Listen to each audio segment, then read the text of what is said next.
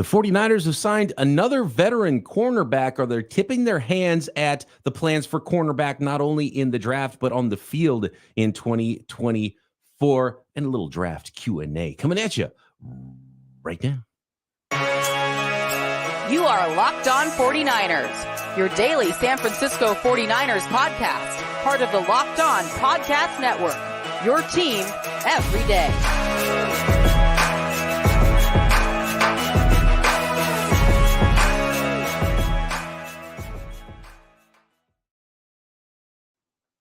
Welcome to Locked On 49ers. Brian Peacock and Eric Crocker at BD Peacock at Crocky209. Thanks, everybody, for making us your first listen on the Locked On Podcast Network, your team every day. We love our everydayers, and we love it when you all are subscribed on YouTube. Hit the notification, the thumbs up. We appreciate you for that.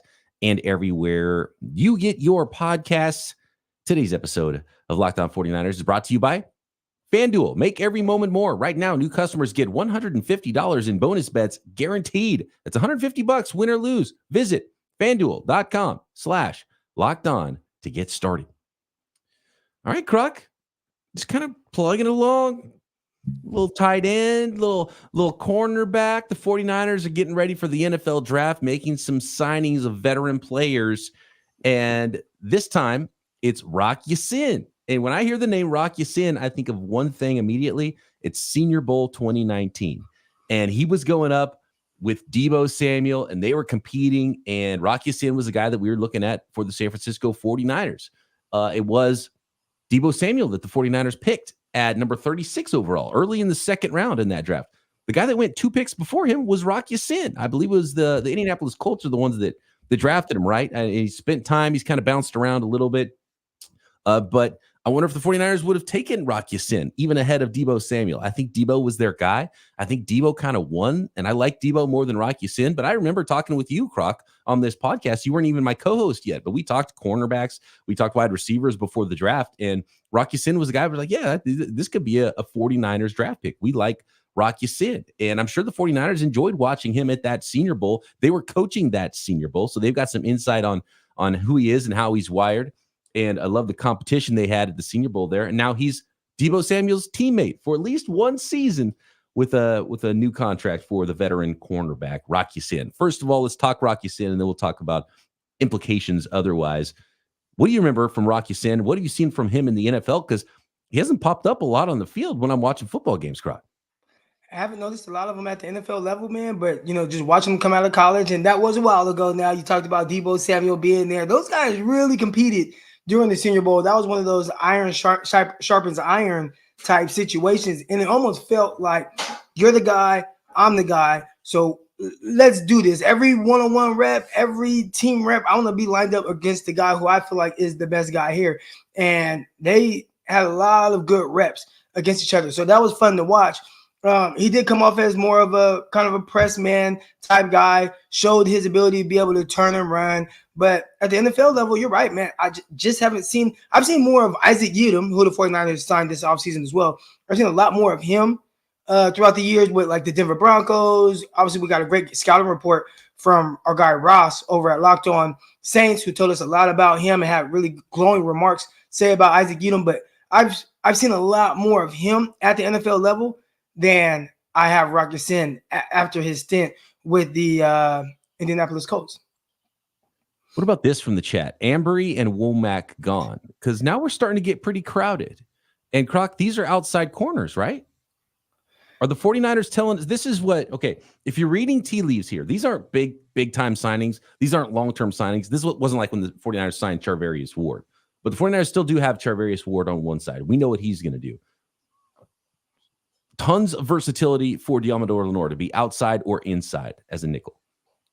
But with how they've treated Womack, played a little nickel, and then they kind of nixed that idea. Ambry Thomas is an outside guy.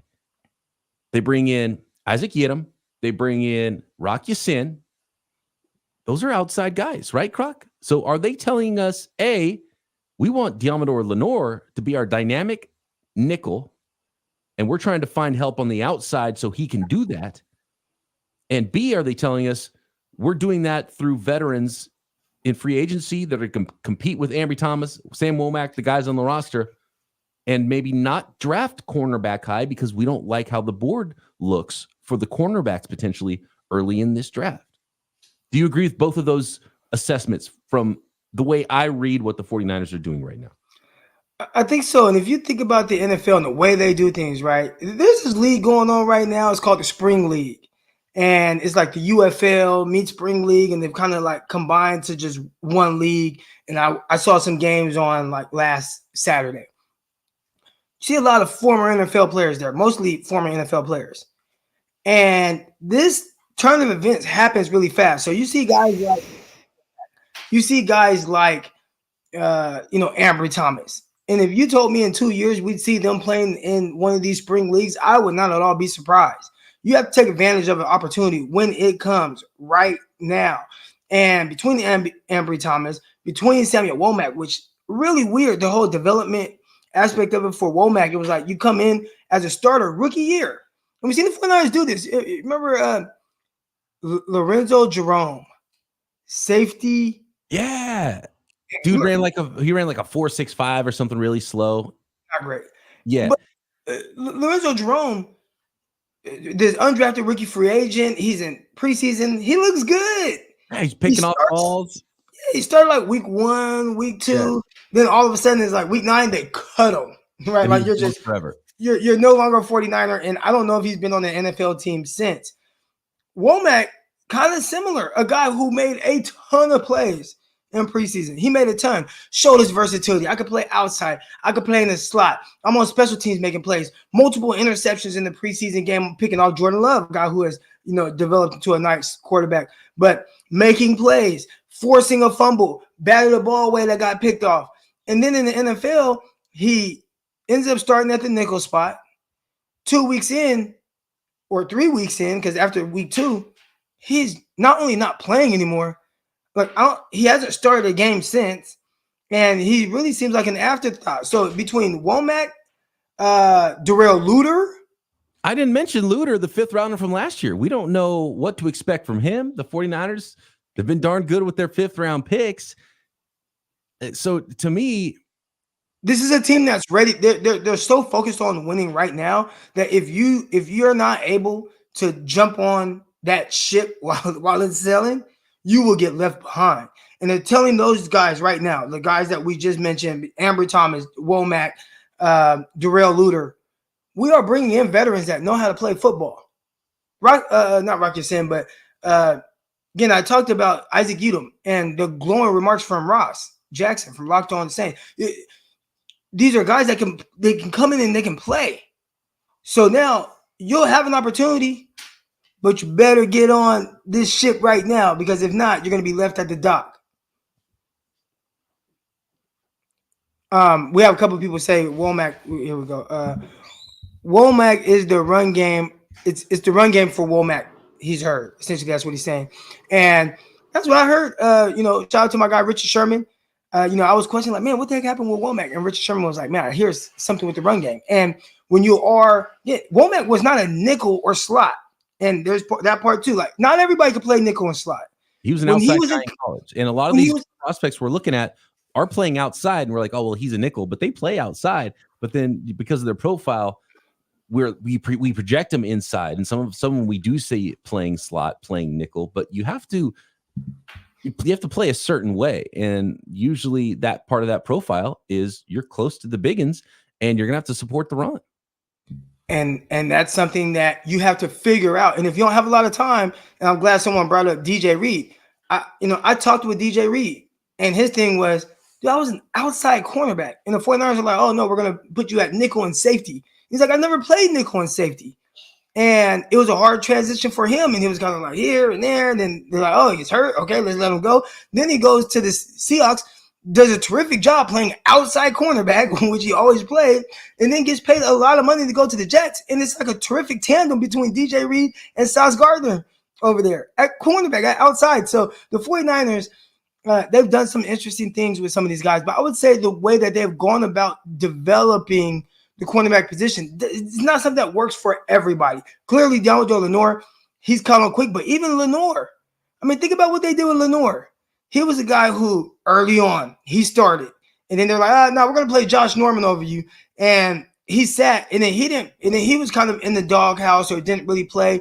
And then Ambry Thomas was playing and Lenoir wasn't. Then the next year it's like, hey, Lenoir, like go play outside. Then he can play some slide. Then it's like, oh, they yo-yo these guys a lot, as opposed to just kind of truly letting them learn a position, especially a new position, like going from the guy who played predominantly outside to the nickel. Talk more about the cornerback draft plans for the 49ers and some interesting angles to this draft as far as very familiar prospects to the San Francisco 49ers and your Q&A. Give us your draft questions. What do you want to talk about here as it pertains to the NFL draft in the live chat? We'll get to all of it next.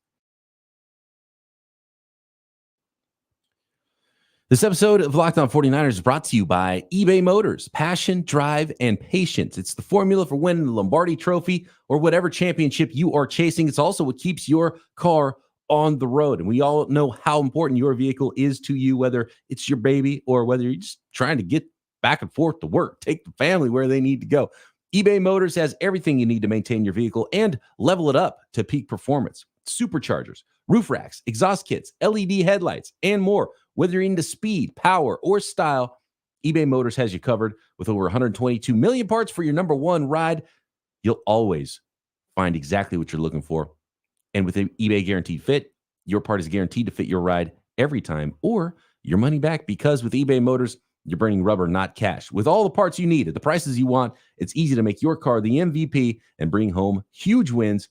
Keep your ride or die alive at ebaymotors.com. Eligible items only. Exclusions apply. eBay Guaranteed Fit is only available to U.S. customers.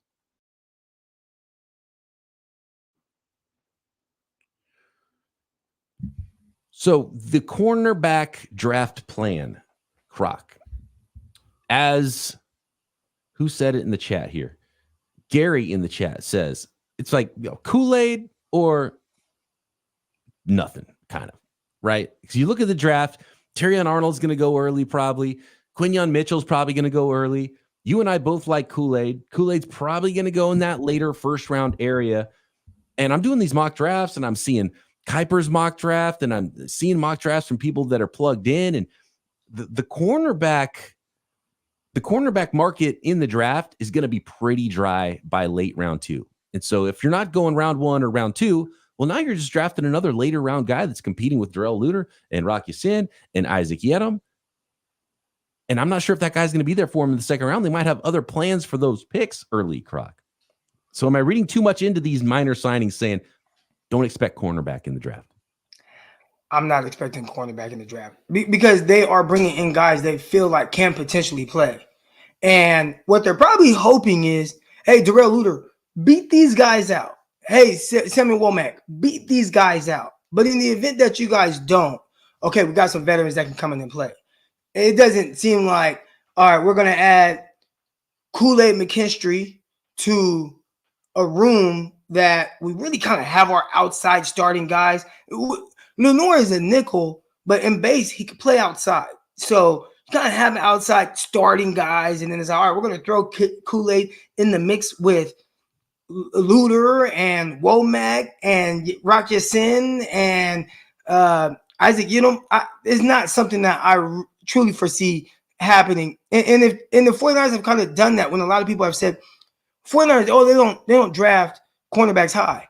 Oh, I said it almost feels like they've been in the position to where they haven't quite had to. And I think with the emergence of Lenoir and how well he's played, they've kind of put them in that situation again. They've been able to kind of band-aid the back end. And, of course, they got Ward as well. But they've been able to band-aid the back end and say, all right, like, let's really go all in on the front end. I haven't seen a clear picture of any of these years, maybe since 2017, which they went more, Reuben Foster and I'm blanking on his name. Solomon Thomas. Right? Yeah. Like, so they went Solly and Reuben Foster, but like maybe that was an opportunity for them to really go in at the cornerback spot. But since then, I haven't seen that clear picture because it's like, oh, you got Kelly Witherspoon. He finished his rookie year strong. Then you brought in Richard Sherman, and then oh man, wow, this guy, Emmanuel Mosley, really like him. He's nice. And then, hey, let's go get a veteran like Jason Verrett, bring him into the mix. So it's kind of been a little weird in the sense of being able to just draft a corner high. But I think with the guys that they're throwing in the mix this year, it'd be hard to see them say, "Are we going to bypass these other positions that we may need to prioritize more and go corner at pick 31?" And if you don't go pick 31, I agree. Like you said, it almost feels like you're just throwing another one of those guys into the mix at pick, 64 or wherever, 63, 64, or third round. You just kind of be throwing in another, like, just a guy. Unless you had a guy high. This is the only thing I could foresee happening where they draft a corner later. If they had a guy at pick and he's in their top 30, right? Like maybe they had a late first round or early second round grade, and he just happens to still be there with their second round pick. That would be the only time I see them really draft a corner.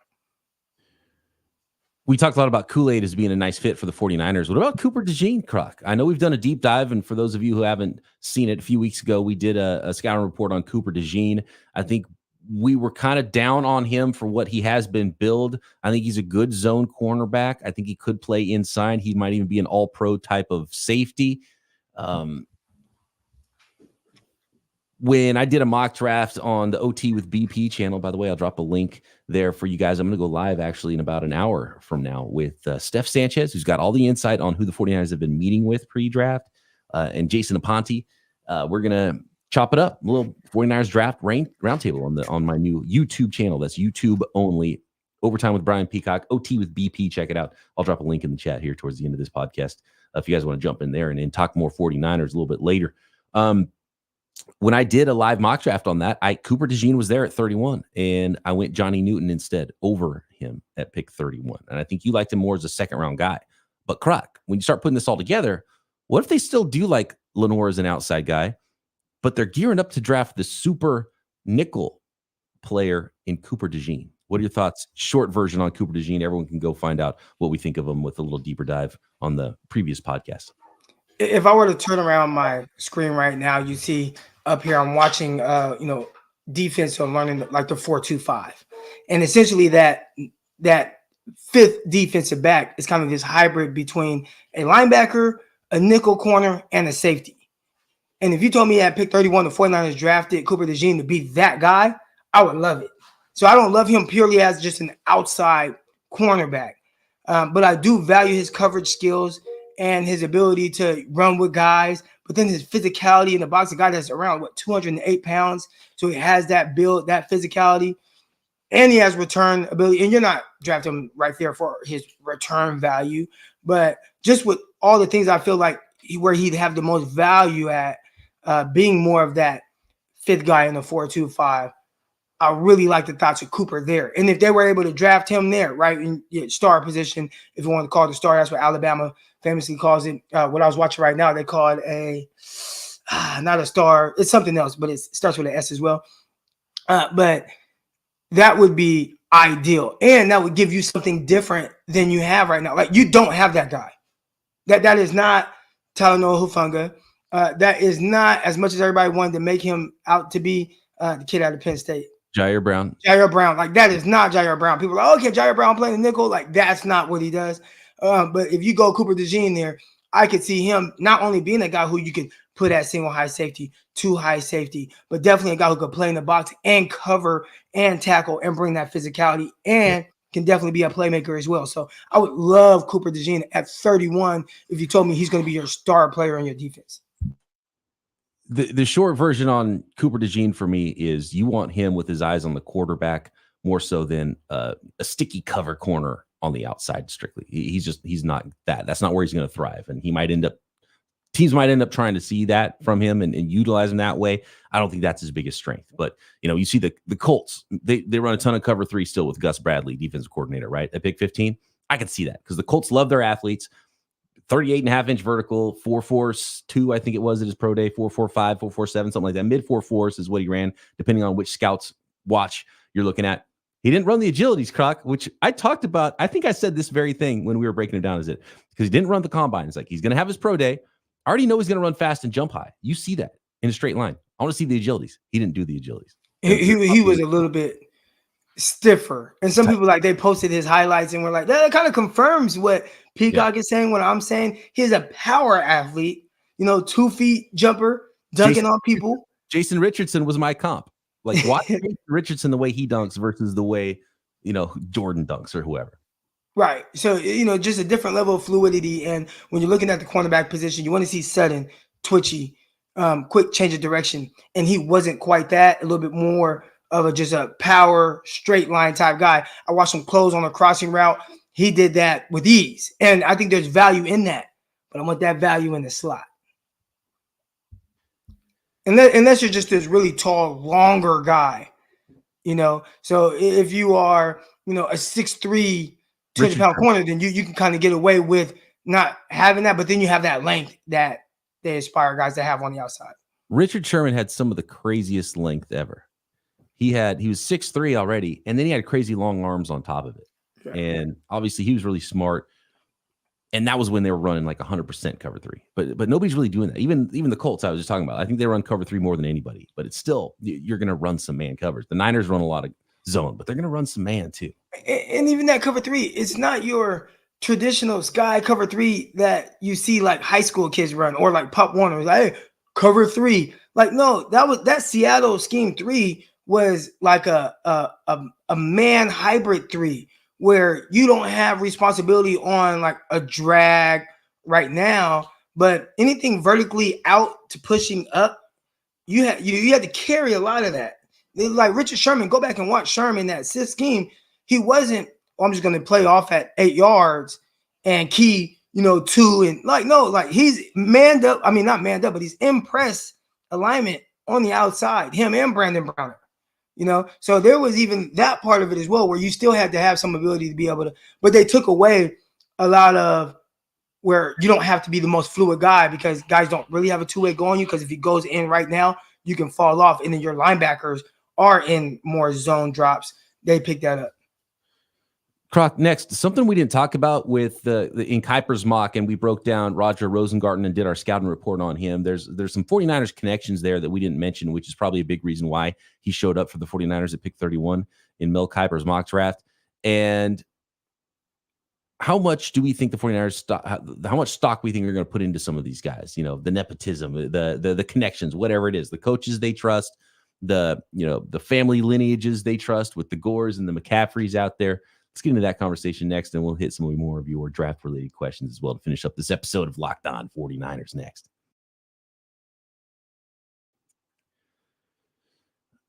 Are you guys watching Fox Sports or ESPN all the time, and it's on TV all day, and you have to turn down the volume with all that shouting?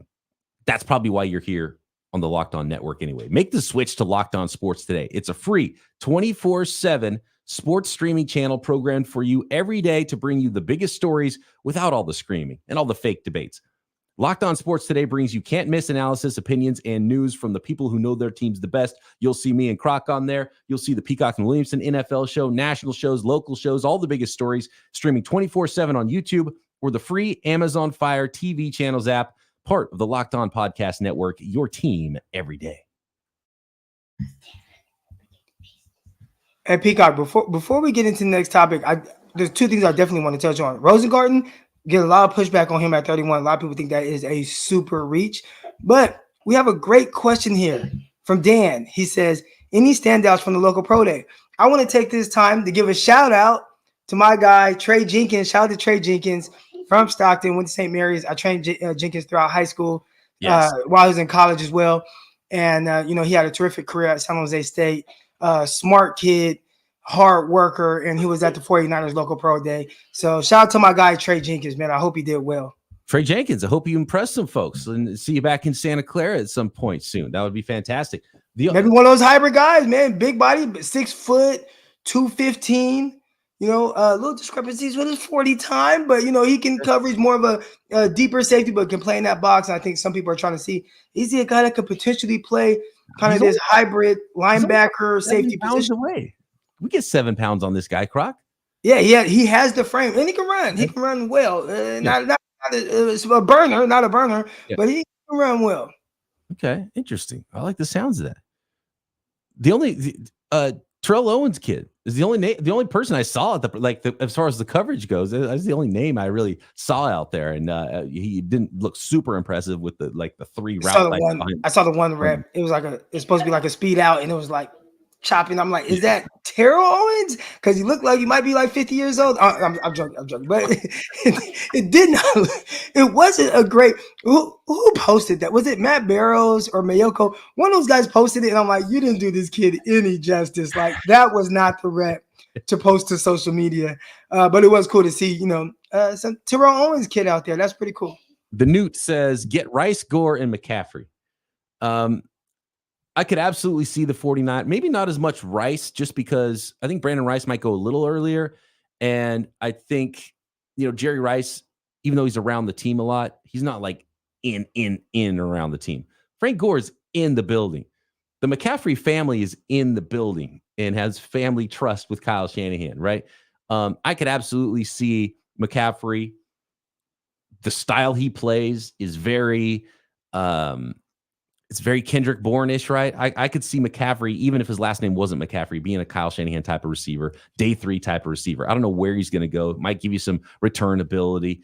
And Frank Gore Jr. is Frank Gore Jr., and he's going to go late. So, yeah, bring those guys in. I think less likely for Brenden Rice because of where he might go. But McCaffrey, is that the quarterback from Michigan? That is J.J. McCarthy. No. There was a McCaffrey that was quarterback at Michigan.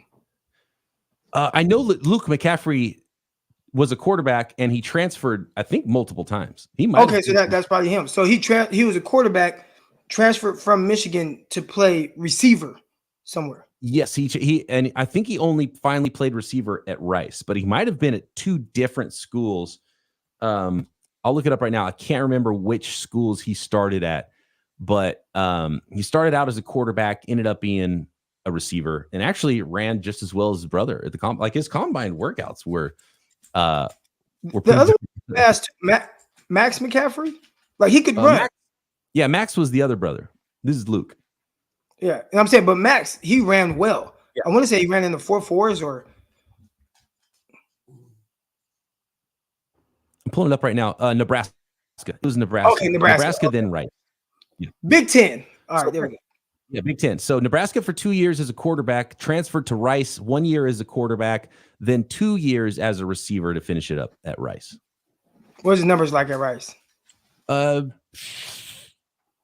Receiving numbers, pretty solid. The first year as a full-time receiver, 58 catches, 723 yards, 6 touchdowns. Last year, he had 71 catches, almost 1,000 yards, 992 receiving yards, and 13 touchdowns. Croc. Not bad. Not bad at all. At another 150 yards or so each year rushing the ball, too, on a handful of carries. Nice. And some return ability, too. So, yeah, day 3 pick, Luke McCaffrey, receiver, special teams guy, compete with Ronnie Bell. I could absolutely see it. And I could absolutely see him being a guy who's, can get open and do a lot of Kendrick Bourne type stuff in Kyle Shanahan's offense. Might give you a little more after the catch than Bourne did, too. Maybe I'm thinking of McCartney early, like maybe when he was like a freshman or something at Michigan. Maybe that's what I'm thinking. One of the things I want to talk about, though, as far as the connections thing, was Roger Rosengarten. So Roger Rosengarten was in high school, was the number 2 offensive tackle recruit in the state of Colorado after playing for Ed McCaffrey. So Roger Rosengarten played for head coach Ed McCaffrey in high school. And Roger Rosengarten currently is working out pre-draft with none other than Joe Staley.